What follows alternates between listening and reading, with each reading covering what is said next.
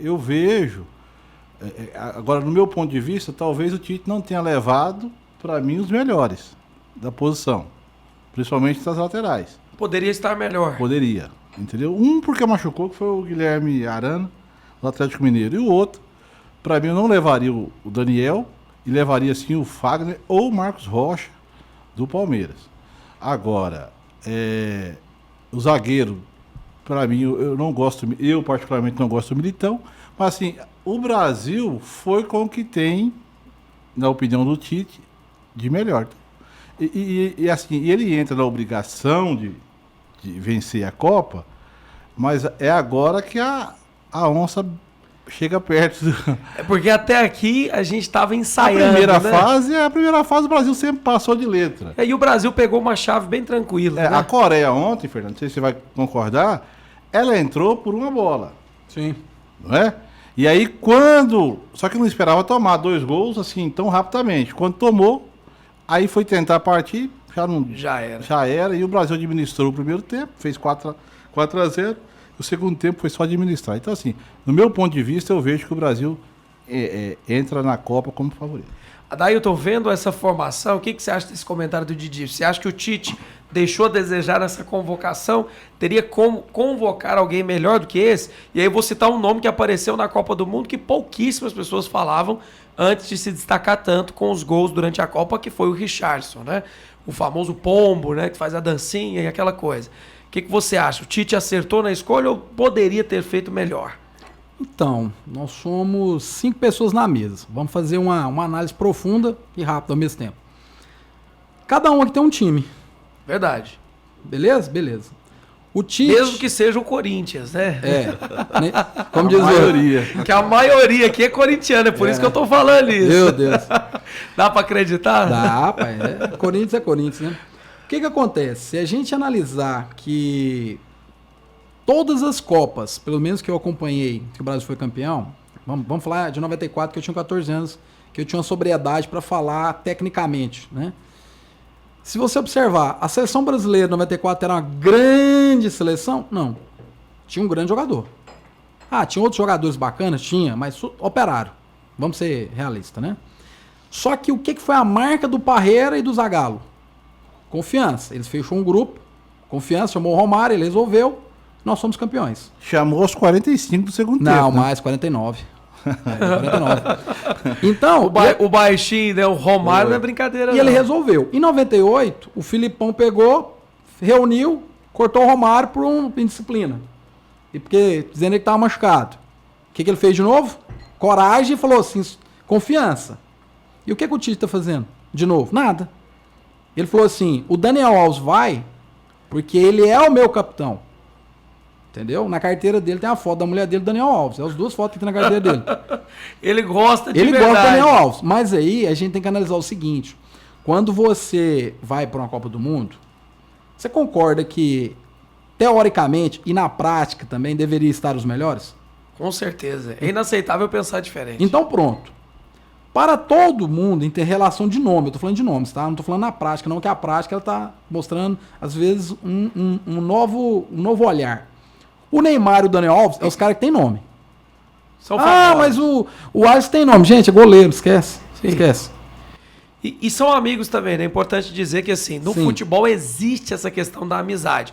O que dizer do Messi, que foi parar no PSG, e todo mundo sabe que por influência também do Neymar. E tem um detalhe, só pra fechar meu comentário. Aí o que o Tite fez? Reuniu todo mundo, que é igual o cara fala assim, mas o Tite vai soltar a seleção brasileira faltando 2 meses. Cara, quem vestiu a seleção brasileira foi o Ricardo Almeida. Tem 2 anos que tava na alfaiataria arrumando os ternos da galera. Ou seja, todo mundo sabia quem que era quem. O Tite fez a reunião e falou assim, gente, o Daniel Alves vai jogar, ele pode estar jogando 15 Piracicaba, nada contra 15 Piracicaba. Ele vai para a seleção, ele vai jogar e o Neymar vai jogar. Então nós temos 2 referências em termos nominais, são os nomes. Aquele cara que dá peso. Porque quando você vai jogar com um time, um exemplo igual a Argentina, quem que você teme? Quem que você lembra hoje? Do Messi. Com certeza. É o único nome que vem. Você lembra do Messi. E aí, no Brasil, na hora que for vender garrafa mesmo, nós não queremos que o Neymar e o Daniel Alves corram maratona, não, Guilherme. A gente quer que quando ele entra igual entrava o Ronaldo Fenômeno. Opa, peraí. Tem até uma brincadeirinha do Ronaldo Fenômeno. teve um grande jogo, aí chegou o Ferguson e falou pra ele assim, vou te dar aqui um palme aqui, na época, né? Pra você estudar a jogada do zagueiro, né? Aí o Ronaldo Fenômeno chegou na concentração, colocou debaixo do travesseiro e dormiu, né? E no outro dia, ele meteu 3-0 no jogo, né? Aí na reunião o cara falou assim, você estudou o jogo? Ele falou assim, professor, com todo respeito que eu te devo, quem tem que ver o tape é os caras, né, mano? Não sou eu, não. Então, assim, o cara tinha um grande nome, entendeu? É um peso muito grande. Então, o peso é Neymar e Daniel Alves. E quem que é a expressão em campo? Quem que é? É o Rodrigo, é o Pombo, Isso, Richarlison que Richarlison, tá metendo gol. que Casimiro. brincadeira. Você entendeu como é que é o fechamento? Sim. Então, leva a estampa, a estamparia, os nomes. Sim. Dani e Neymar. Bate em mim que eu tenho couro grosso. Mas quem tá jogando é os meninos. É impressionante. A análise é boa. Eu fico pensando também o seguinte: todo mundo, quando ontem o Neymar fez o primeiro gol desde que iniciou a Copa, todo mundo disse, ó, o pessoal quer narrar gol. Mas o pessoal quer narrar gol também de craque, né? Claro. Porque o nome, ele traz um peso pro negócio. E ontem o gol do Neymar foi de cobrança de falta, né? Foi um pênalti ali, na verdade. Mas é aquela questão de que existe um peso no nome. Toda seleção você fica buscando o cara ali no meio, né? Não tem como assistir o jogo da Argentina sem buscar o Messi. Eu concordo em parte com a opinião do Fernando, porém é o seguinte, eu vejo assim, o Daniel hoje, ele para mim é um ex-jogador. Então assim, você jogar só com o nome na seleção, eu acho muito temeroso. Ainda mais quando você, por exemplo, em 94 ele citou, levou o Romário. O Romário resolveu a parada. Sim, com certeza. Entendeu? Em 2002, o Ronaldo resolveu a parada. Entendeu? E olha que era uma dúvida muito grande relacionada a jogar. Será que ele vai jogar? Será que não? E aí sim, concordo que o Filipão apostou no Ronaldo.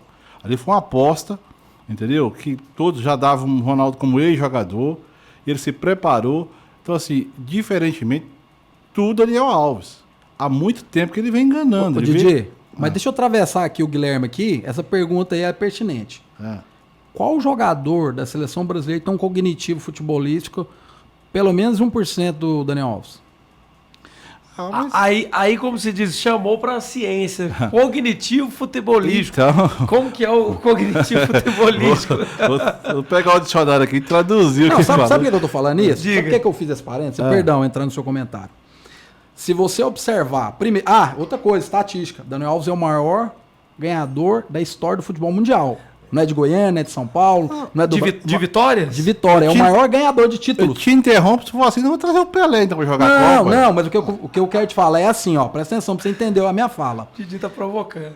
Tanto no jogo que ele jogou de titular, como no jogo que ele entrou, as entradas agora, presta atenção como que são os passes, o que ele faz. No jogo que ele jogou de reserva, presta atenção a quantidade de bola que ele colocou pros caras. Quando eu falo cognitivo futebolístico, é porque o cara está muito à frente. Se você hoje chegar um grande investidor, um fundo gigantesco, de um Barcelona, do Real Madrid, de um Chelsea, ele vem aqui e fala assim, Didi, você é meu headhunter aqui no Brasil, você vai contratar pra mim aqui. Você vai achar os caras. Você vai achar os caras. Você sabe o que o cara pergunta? Primeira coisa, você sabe ler uma tabela tática do jogo? Onde você joga de primeiro, segundo, você joga na ponta, você recua, você faz uma composição? O brasileiro, ele acha que é alegria nas pernas. Esse discurso acabou. Pegando aqui que você falou do Japão. Sabe por que o Japão chegou? Porque teve um cara que foi pro Japão, chama Zico. Ele começou a ensinar. E o japonês, ele faz a coisa a longo prazo. E eles foram aprendendo. Só que não é alegria nas pernas. Não é só alegria nas pernas. Eu tenho que compreender o que o jogo me conta. Pra mim externar isso no campo. E aonde que é mais externado isso? Vamos lá. Se você que é branquinho, vamos supor que você é um russo. Sim. Aí tem outro aqui que ele é um turco. Você quer ser o quê, Gi? Escolhe um país aí. Só não fala ucraniano porque a Nigeriano. Rússia tá contra a Ucrânia nesse momento. O que nós podemos equivaler? Só o físico. Sim. Mas a parte de entendimento, ela tem que ser uma construção. Sim. Você tá entendendo? E os times, igual o Japão, Coreia, essa galera, eles vêm construindo com grandes caras isso. E o Daniel Alves tem isso. Fernandinho, mas no jogo contra o Camarões, por exemplo, o Daniel, por exemplo, errou passe de 50 metros. Eu não consigo aceitar que o Daniel ainda está... Sim, acho que tem outras tema pra gente discutir aqui. Mas é realmente esse ponto que, assim, as pessoas na época que o Tite fez a convocação falaram, meu Deus do céu, como é que ele leva o Daniel? Mas, ao mesmo tempo, tem a leitura de que o Daniel é um jogador excepcional em tudo que fez até aqui. Talvez, nesse momento, tenha já perdido a expressão que teve no tempo passado. Mas tem até uma história muito bonita. Foi até o pastor Aloísio que trouxe essa história em uma das palavras que ele pregou na nossa igreja e aqui na Vinha FM, na Companhia da Palavra Paz, que uma seleção, por começar a aquecer antes do jogo, começou a ter resultados diferentes. E na época não era comum, não era costume aquecer antes do jogo. Então, nessa época, esse time que veio aquecendo começou a ter resultados impressionantes. Então dava o primeiro tempo, o time marcava ali os primeiros gols e aí depois o jogo equilibrava e ele obtinha essas vitórias de maneira muito miraculosa. Eu não me recordo o nome do time, mas eu sei que foi uma seleção que depois que começou a fazer isso, ensinou o mundo que para começar a jogar você tem sempre que aquecer antes, que o aquecimento é algo importante. Então sempre existe uma sacada que vai dando destaque para uma seleção. Exemplos, brasileiros que acompanharam na última sexta o jogo contra Camarões. Sim. Foi um jogo com o time reserva, foi isso? Amistosão. É até para poder fugir das contusões, né? Sim. Que os jogadores precisariam ter fôlego para jogar os jogos importantes. Mas a questão foi nítido que o nível do Brasil superou e muito no dia de ontem, de sexta para ontem, né? Sim, claro. Contra Camarões e contra a Coreia do Sul. Contra a Coreia do Sul o time estava voando, né? Até porque é o time reserva, né? Sim. Dá para ver a diferença nisso. Então, os titulares dão ritmo no jogo. Sim. Ter o Neymar em campo faz diferença para você, querido Fernando? Cara, então, vou pegar aqui, vou concordar com você, Didi, pegando o gancho do Daniel Alves. O Neymar, ele, tecnicamente, a gente não discute ele, né? Só que é aquela história, né? É bíblico também, né? Você não costura um pano novo, certo? Isso. Num pano velho. Então, eu acho que aquela seleção, ela tem uma dinâmica que o Neymar ele vai ter que dar 120% dele hoje, né? O de ontem não, porque o de ontem já acabou. Pra ele conseguir entrar na sintonia. E ele não conseguiu. Ontem fez o gol. Por isso que eu falei. Qual que é a função dele em campo? Nome. Chamar pra ele. Joga a bola em mim, que eu driblo 2 e dou um tapa. O pessoal marca ele de 3, né? É. Um trio marcando ele. Por causa do nome. Agora, pela técnica, nem ele, nem o Daniel Alves deveria jogar. Esse eu concordo com você, Didi. Agora, o Tite teve a chance também de fazer uma coisa que ele não quis, né? Levar o Daniel Alves para ser o auxiliar técnico. Verdade. Seria um grande prêmio também. Ele não quis. Entendeu? E vou falar maior para vocês. É que eu vou fazer até uma aposta. Daniel Alves vai ser decisivo pro título mundial. Vocês vão me chamar de volta para falar sobre isso. Você tá doido. Agora nós vamos ter que marcar esse programa. Ó. Porque assim, o que eu vejo, Guilherme? E ouvintes da Vinha. Eu vou puxar a orelha do Você sabe que eu do gosto Didi. do David Fernando por isso, né? Ah. Ele não retrocede do que ele pensa, não. Ele fala mesmo. Doa quem doer. O que eu vejo relacionado à seleção? Esse jogo de ontem, observando o Neymar, ele recebia a bola, ele dava um tapa na bola, e quando os caras chegavam junto, ele já soltava o corpo, por quê? Com medo, é. Com medo. Né? Ainda está naquela fase de recuperação, então assim, é claro que... mas começando pelos os dois, para mim, aquele Brenner joga mais do que o Thiago Silva, na minha opinião, joga mais.